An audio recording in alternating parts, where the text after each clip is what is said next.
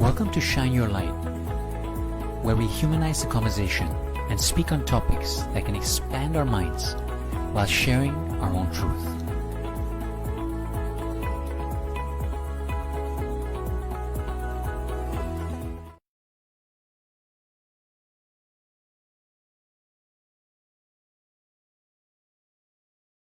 Hi guys, how you doing?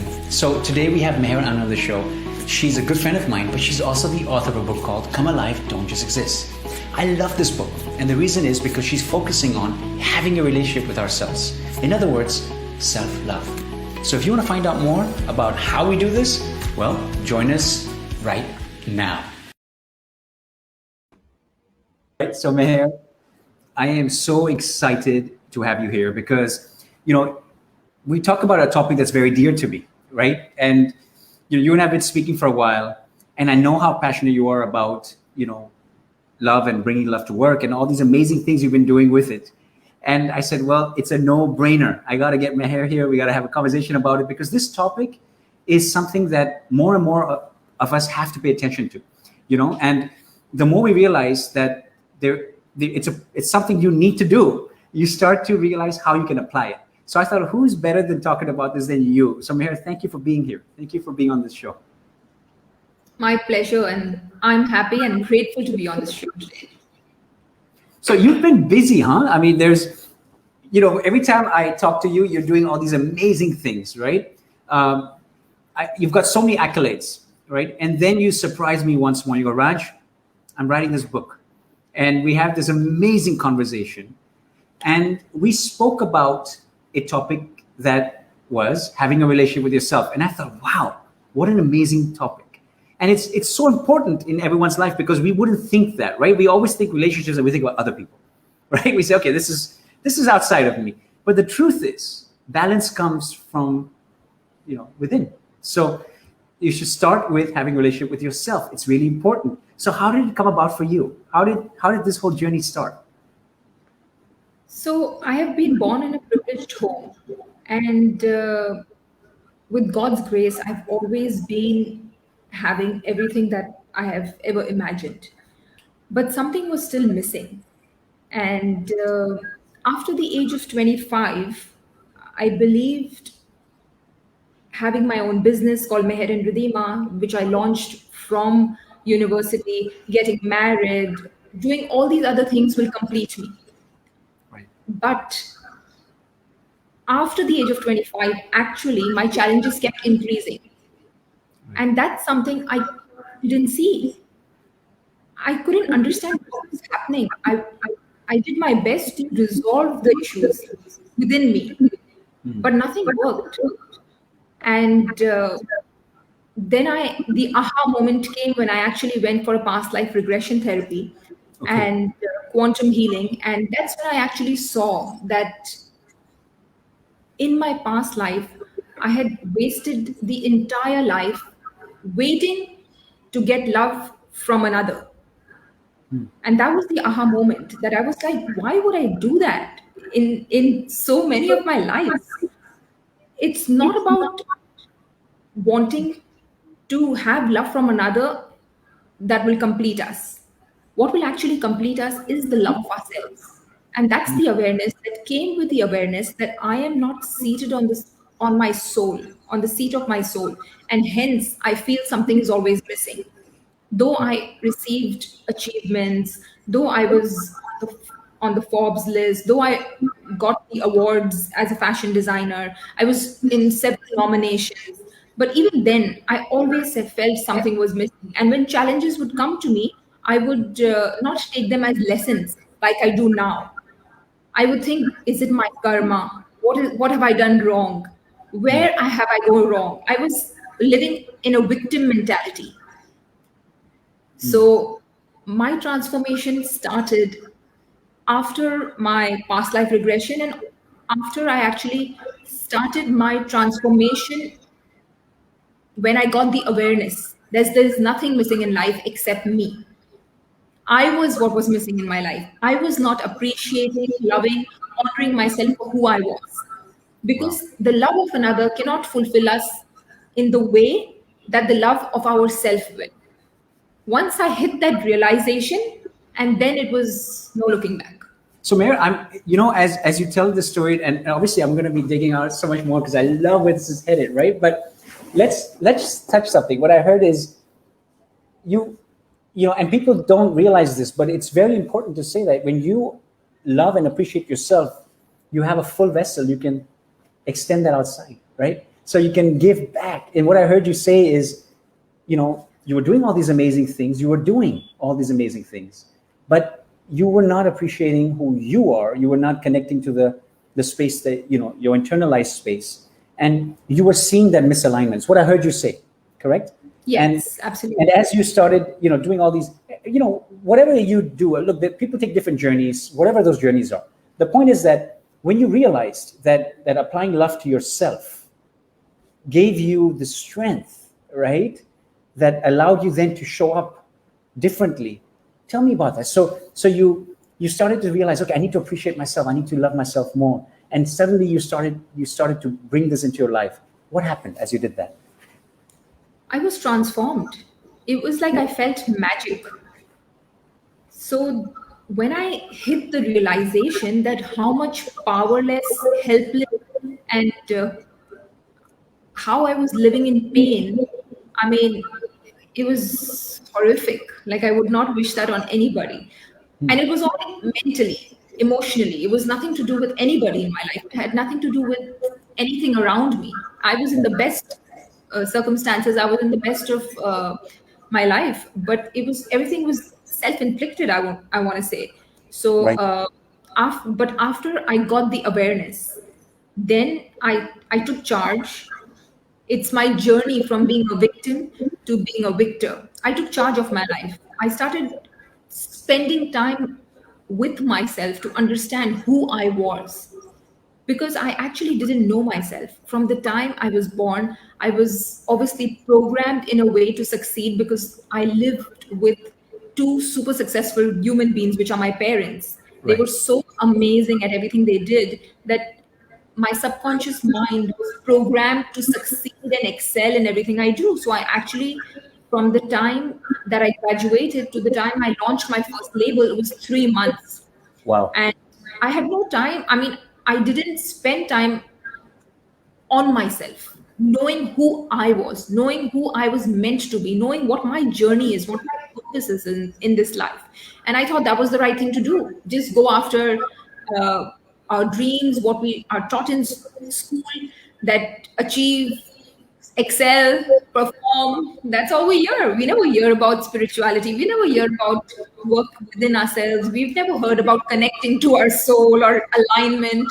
So, I mean, that's all that I did. But as soon as I got the realization, I started working on myself. And the first step was spending time with myself.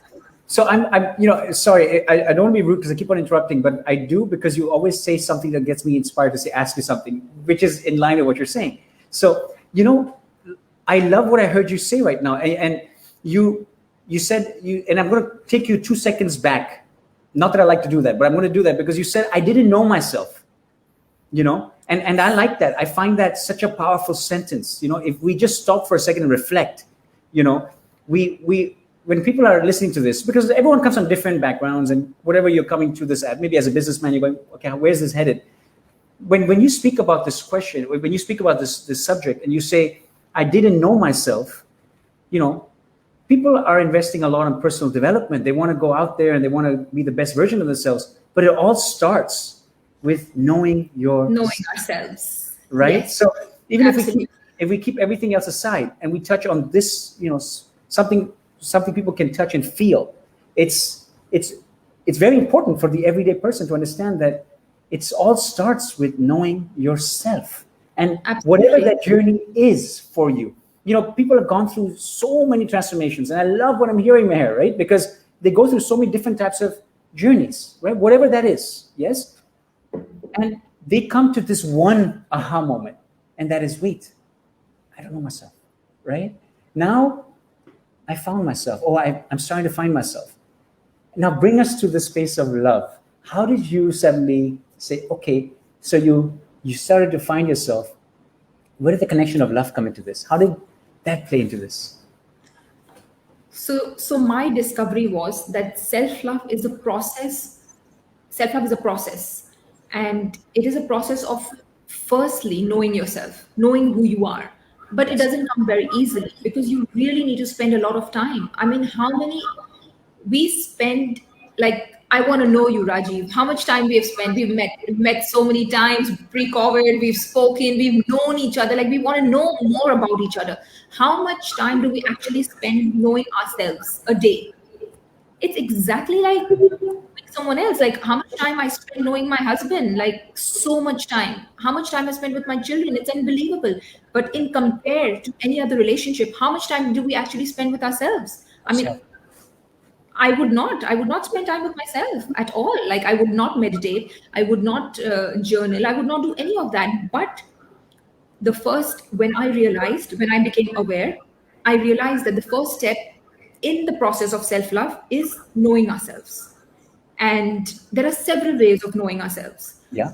And how I know myself is I meditate, I journal, I read, I learn something new. So this is all I do when I spend time with myself. I exercise. I want to be fit. And I mean, these are some of the ways. This is actually my routine that I do every day. And then once in a while, of course, I do chakra healing, other kinds of things to even go deeper within the relationship that I have with myself. So I do different things with myself to know myself. So that's step one. And it's actually a 5 phase process, which I have experienced, but knowing ourselves is phase one. That. I love that, and I love the connection there you made. You made a connection. To be able to love myself was to spend time with myself, to get to know myself by doing things that enable me to engage with myself, and it's so powerful because many of us, like you said, you were doing things before this, and many of us are caught in that cycle where life is busy. Look, if you look at the average person, they're multitasking through life, right? I wear a role of a father. I wear, you're a leader at work. You've got different things that you're juggling in your life, and if you're not careful, you end up, time is flying. You're not mindful of time, and next thing you know, it's you're midlife, and you're going, I've been doing this my whole life. And what I heard you say is by having that relationship, giving yourself that me time, allowing yourself to focus on what's more important, which is yourself, and trying to be aware of that, it allowed you to really bring, or let's say in the words of the show, shine your light on this amazing space that is love and self-love. But Meher, I follow this up with a question. A lot of people think, when you talk about self-love, they think about the ego. So I don't know if you can hear me there, Meher. So while you fix that, I'm going to throw this out. A lot of people, and this is also out to the Facebook audience, when they talk about self-love, they think of this as a action of the ego, and they go, isn't that something that is egoistic? And that's a question that I pose. I throw it back to you while we get Meher back. But it's something really important for you to fathom. When you start to work on yourself and you start to build on yourself, then you realize that it's really got nothing to do with the ego. It's actually the contrary. It's about allowing yourself the permission to go within and to explore, and not knowing the answer and being able to tell yourself, listen, I don't know the answer. I can be compassionate. I can be empathetic with myself, and I can try to figure it out. And that is what we mean and what we talk about. And I'm going to wait for Meher to get back. As there we are. Meher is okay. So while we get Meher back, I have a special guest also on this subject, which I want to bring in. Sahil, are you ready to go? Can I bring you on? How you doing, my friend? I'm doing great. Such a pleasure to connect, Rajiv. How are you doing? We're doing great, bro. And the funny thing is, I had, so we have Meher working on her side, but this is a topic you are so passionate about. And I said, I need to get Sahil on this topic, bro. So I threw this question. I don't know if you heard it. What's your thoughts on that? No, I did hear it. And, a lot of people told me when I said you have to make yourself the number one priority, they said, but that sounds selfish. You know, that's so much ego in that. That's being self-centered. And I said, no. I said, listen, hear me out. If your cup is not overflowing, how are you going to give to others? Yeah. Right? So let me repeat that. If your cup is not overflowing, how are you going to give to others? If your cup is empty, there's very little to give, or if it's half full. And so I tell people that, look, you know, you might be a parent, you might be a child, an entrepreneur. You know, you have so many roles and duties, but you can only fulfill them if your cup is overflowing. Because then you're happy, you're content, you're joyous, and you just want to give. That's right. And isn't it, Saad, what I heard you say, we see Meher is back. Hi, Meher. I'm so sorry. I don't know what happened. No, it's fine. Don't worry about it. That's what real life's all about, right? So I have a surprise guest for you here. You know Sahil. Yes, I saw him. So, but you know, while you were figuring out technically, we're talking about how, you know, a lot of people consider, you know, self-love, or they misinterpret self-love being fed from the ego. And I said, Yes. Sahil, isn't that something which is actually not true? And so Sahil was just sharing how, you know, it's really about being able to understand that once your cup is full, you're able to give to others. Sahil, is that a good way to summarize? Absolutely. And I would say it's a selfless act by focusing on yourself, because you care so much about everyone around you, and you want to make sure that you are fully energized and content and able to give. Yes, self-love is in service of you, in service of your own soul. So how can it be selfish? Right.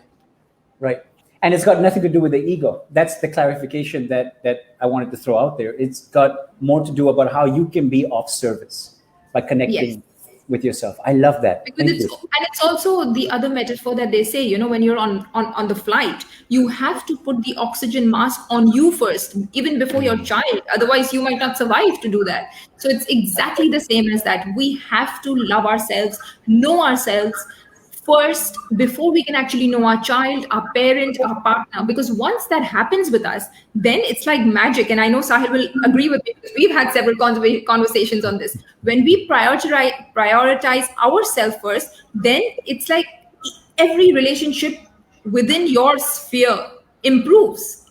Yeah, that's true. Absolutely. Well said. And Sahil, you know, it's so funny, right? You think about this. A lot of people would say, okay, I understand. You guys are right. Meher and Sahil, you speak about love and you say it's great to discover, but then you bring it to work and you talk about it at work. Explain that to me. How does love show up at work then? Why is that important? You guys, I throw this question to both of you. Both try to answer this. So I feel love is not something we do. It is in our being. So when we are love and get love into our work, it's again like magic. I mean, I have so many case studies over this last year and even now to share the way we speak with our tenants, the cultures we cultivate, the culture we cultivate in our team, and the way we set our values. That determines everything in a company. That determines the growth of a company. And we will only be able to go to the next level. I work in a family business. I'm second generation entrepreneur. I work with my brother and my father. There was a certain point where we were not being able to grow to the next level. We felt that we were, you know, just at that level. And that was again an aha moment in my entrepreneurial journey, that I realized that it's because we are not operating from the heart. And the day we started operating from the heart, we moved to the next level in our life and business. So you have to bring your whole self to everything that you do. And there's no shame about it. You have to be authentic. You have to lead by the heart, because when we become that energy, then we attract that energy from everywhere. So, I mean, when we become that thing, we attract whatever we are meant to attract. But it's only after we do the work and we understand and are aware that this is what life is all about. Love is what life is all about. I love that. So I'm going to summarize this with two words. Awareness was step one, and applying it was step two. And you brought it into your life, and work is part of your life. I love that, Meher. I'm bringing it back. So I'm throwing it your way. Same question. You know, I love what Meher said, and I want to add to that, that self-love, there's a lot of that is acceptance, acceptance of yourself as well as acceptance of others. And I found that as you enter the workplace and you're accepting of what your strengths are as well as your weaknesses, because we all have weaknesses, right? And the key is to fill those blanks with people in the leadership team and with the other team members to fill in those areas of weakness so that collectively we are strong. But if I go in with ego, I'm the boss, listen to me, there's so much more pressure on me as well. But if I go in as leader, with accepting, with self-love, I'm now showing my vulnerability. I'm accepting that other people can have weaknesses as well. And we focus on how can we work together to grow, and then giving each person the ability and the enforcing them or empowering them is the right word to help lead the organization. But that can only come if you remove the ego and show your real side, and you're not afraid, because with self-love, fear disappears. You're not trying to prove anything to anyone anymore. You're accepting that this is me and this is how I want to portray myself in the world. And it's so much easier being authentic rather than trying to put on a mask. And so once you get that culture in the company where everyone is vulnerable and open and sharing collectively, I've noticed organizations grow a lot faster. Absolutely. You guys, we all three resonate on this topic, and I know and that's why I'm here. I wanted to surprise you with Sahil here, because he's just like us. He is, he walks the talk, he leads by example as well. And Meher, it comes back to you. So both of you have shared that, so the awareness journey was there. You applied it at work. You saw the impact it has on others. You show your stakeholders, even your teams, your clients, as it moves forward. And then, Meher, it comes back into your life. And now tell us how the other side looks, because we saw this transition go, and now the other side of the table. How is it now that you've done this? How is it translating? How is it looking around? What is that picture looking like around you? So for me, the entire energy has changed in the organization. Rather than people thinking, what's in it for me? We are all speaking the language of how are we contributing to our teammates? How are we contributing to our stakeholders? How are we contributing to ourselves in this business? Because at the end of the day, most of our waking hour, we are in our workplace. And it's very important for leaders to be able to make that contribution on the human rather than just the position. So my leadership motto is, success is something you attract by the person you become. And this is what I consciously lead by. And for that, I do a mindfulness meeting every Sunday with my entire team. I involve and engage them in my growth. I involve and engage them in my books that I read. I ask, once I have read a book, I pass it on, I share it with them. I'm like, please read, give me your takeaways. So I don't only speak about what they are performing, what are their KPIs or their OKRs or whatever it is. What I say is, how have you progressed in these weekly mindfulness meetings? What I do is I want to see how you have progressed as a human, because that's what is important to me. Beautifully said. Very nice. Otherwise, how much of the materialistic things can we actually acquire? And that will never complete us. That is my mission. Nothing from the outside world will complete you until you honor, appreciate, know yourself, and are serving yourself. And once you pass this, like you asked, it goes to the next level of how you are serving your organization, how you are serving the people in the organization, how you are serving people around you, because then only that gets you fulfillment and completes you. Nothing else matters. It's not about acquiring things.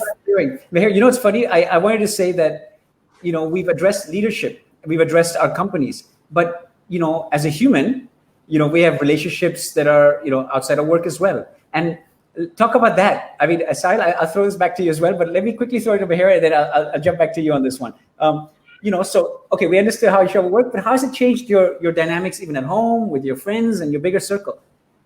So, like Sahil also touched upon, it's about acceptance. When you accept yourself fully with the perfections and the imperfections, you basically see yourself for who you are.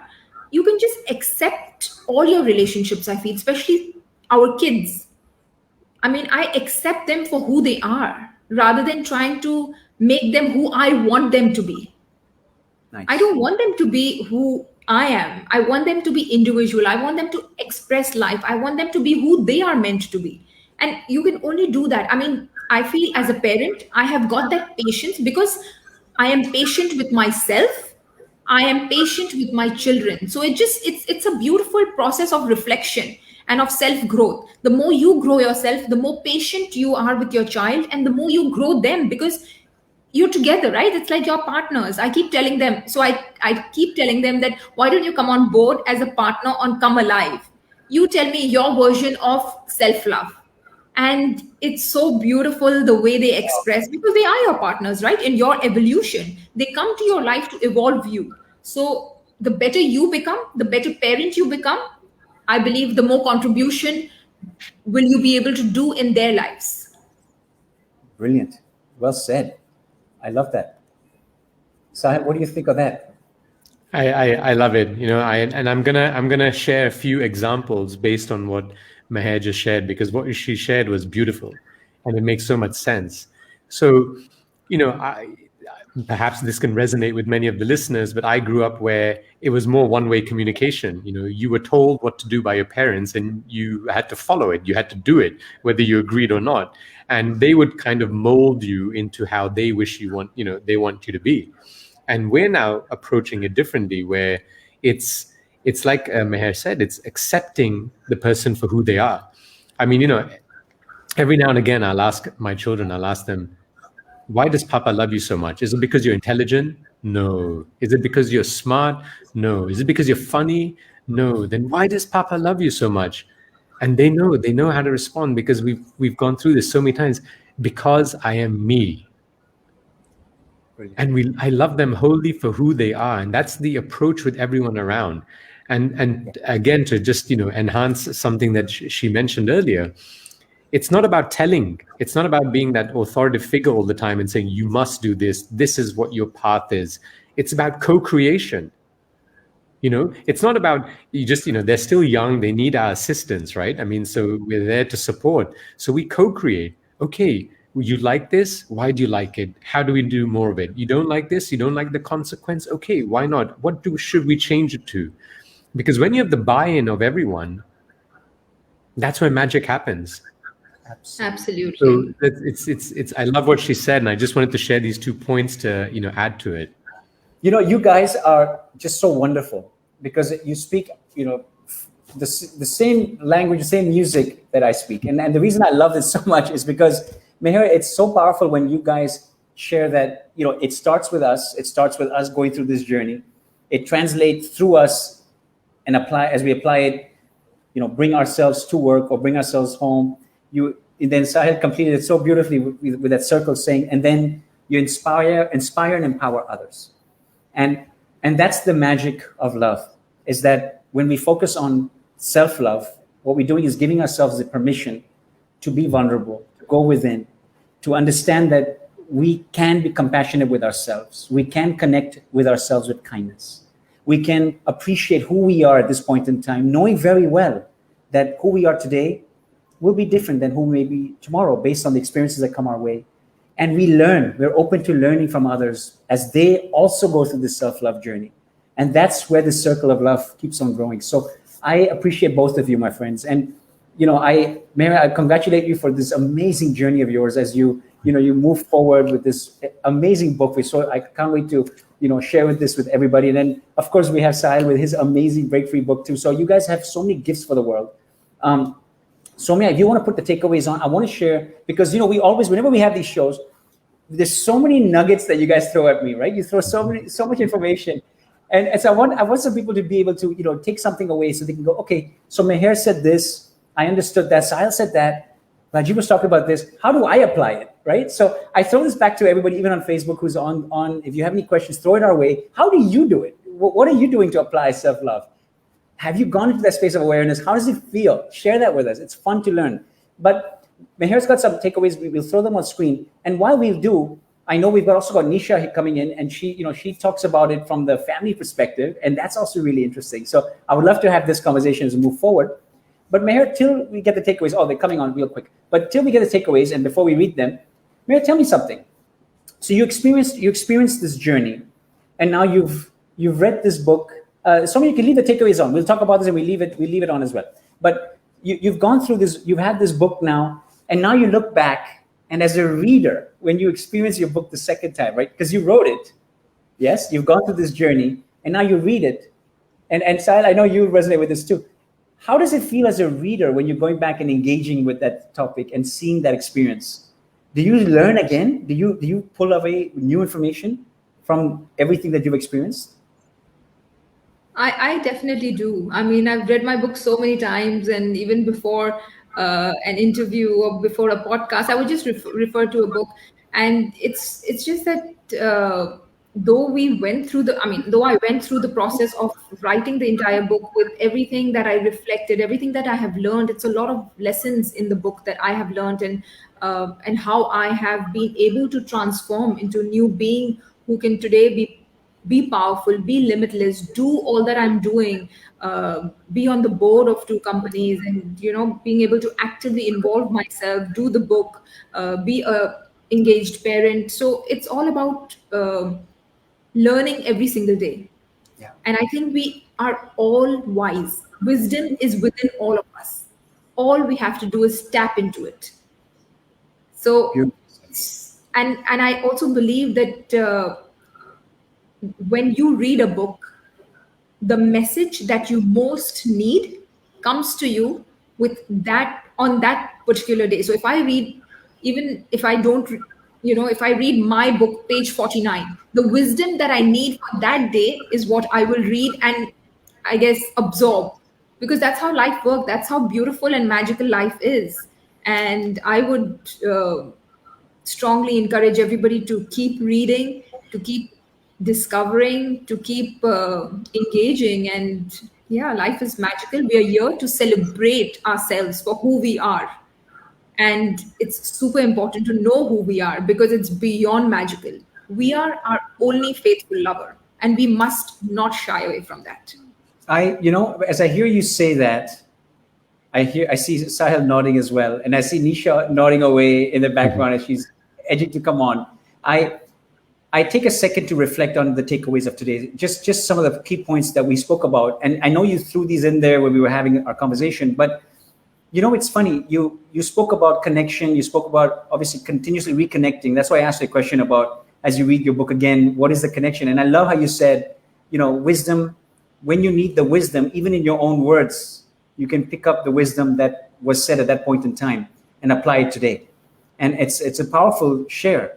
Sahil, as you see these takeaways, bro, what sticks out to you? Any specific one that, I know you love a lot of them, but any one specifically that speaks to you? The take time to connect with yourself. I feel that so many people are kind of running. They don't stop running. They don't stop and sit on the bench and just admire the view and self-reflect. So that for me really stuck out. And it's the one that I always tell people, spend time with yourself. I mean, you're with yourself the most amount of hours in the day. Get used to it, enjoy it, get familiar with yourself, have fun with yourself, but take that time to reflect. What a brilliant topic, Meher. I'm so happy. So what Sahil said, just to add one line, it's exactly like a courtship with another. You have to have that relationship with yourself. Like you want to go out, out with them, to spend time with them. It's the same, like Sahil said, sit on the bench, admire the beauty of the world. That's so important. Yes. Feel your own heartbeat, like feel your own breath, it's beautiful, because we are a wonder of the world. Like we are we are a wonder of the creator. Why not appreciate, admire ourselves for who we are?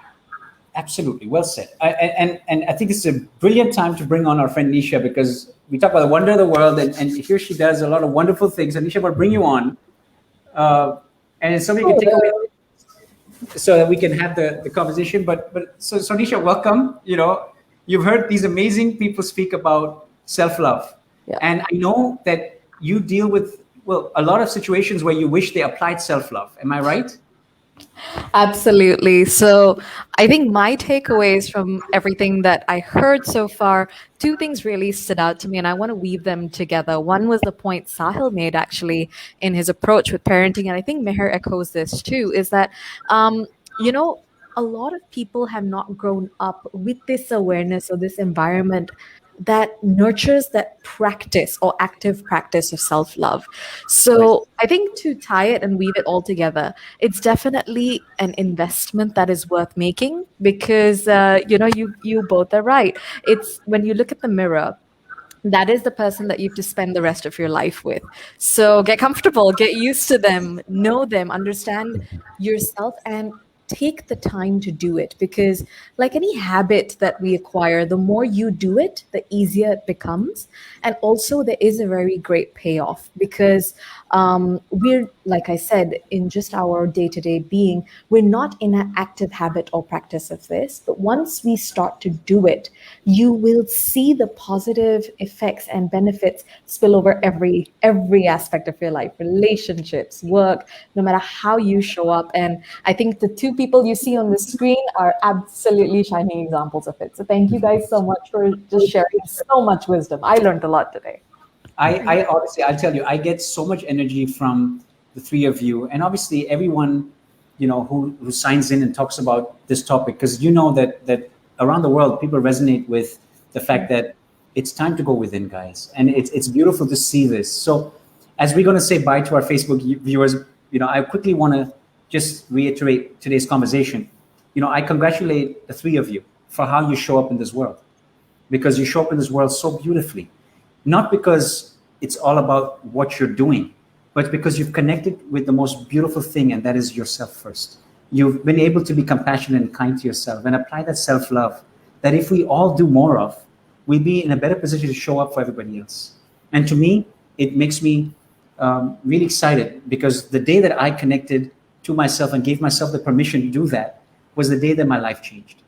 And when I say change, I mean it changed for the better, transformed, and I met people like yourselves who lead by example and are here to make such a beautiful, positive difference. So bless you all for everything you do. To a lot more conversations like this, guys, right? So we quickly say thank you to the Facebook audience, and we say bye to them as we talk next week with something